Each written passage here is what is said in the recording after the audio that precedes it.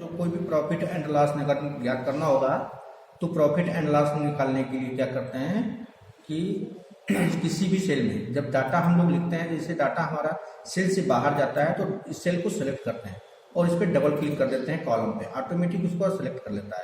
अब यहाँ पे हम लोग फार्मूला लगाते हैं प्रॉफिट एंड लॉस निकालने के लिए, तो यहाँ पे लिखते हैं इक्वल टू जो हमारा होता है प्रॉफिट एंड लॉस का जो फार्मूला होता है SP माइनस CP, तो यहाँ पे हम लोग लिखते हैं ब्रैकेट के अंदर C2 माइनस B2 लिखने के बाद अब यहाँ ब्रैकेट को क्लोज करते हैं और यहाँ पे इंटर कर देते हैं। अब यहाँ पर एक निकल गया। अब यहाँ पे जब फार्मूला निकला तो अब यहाँ पे इसको सिलेक्ट करते हैं, सिलेक्ट करने के बाद अब यहाँ से इसको ड्रॉप डाउन कर देते हैं, खींचते हैं नीचे तक, जहाँ तक रहता है ऑटोमेटिक सबका प्रॉफिट एंड लॉस निकाल देगा।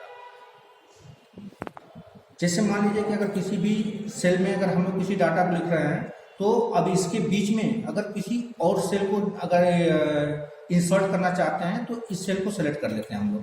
सेल को सिलेक्ट करने के बाद हम लोग जाते हैं मेनू में, तो यहाँ पे जब मेनू के होम मेनू में जाते हैं तो सेल के अंदर इंसर्ट पे जब क्लिक करते हैं तो यहाँ पे आता है इंसर्ट सेल कॉलम, तो इस पर क्लिक कर देंगे, ऑटोमेटिक हमारा सेल क्या होता है एक कॉलम बढ़ जाता है। अब यहाँ पे अब हम लोग कुछ भी डाटा लिख सकते हैं, नेम ऑफ आइटम यहाँ पे लिखे। अब ये आइटम जो हमारा होता है दूसरे वाले ऑप्शन में चला जाता है, दूसरे वाले ऑप्शन में जाके छिप जाता है, तो अब इस पर डबल क्लिक कर देते हैं। जब डबल क्लिक करेंगे तो आपका नेम का आइटम आ जाएगा। अब जैसे अब यहाँ पे है, अब कोई भी आइटम कोई भी वस्तु का जैसे नाम लिखते हैं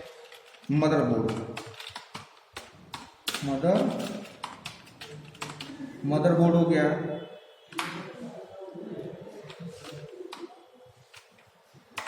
हार्ड डिस्क,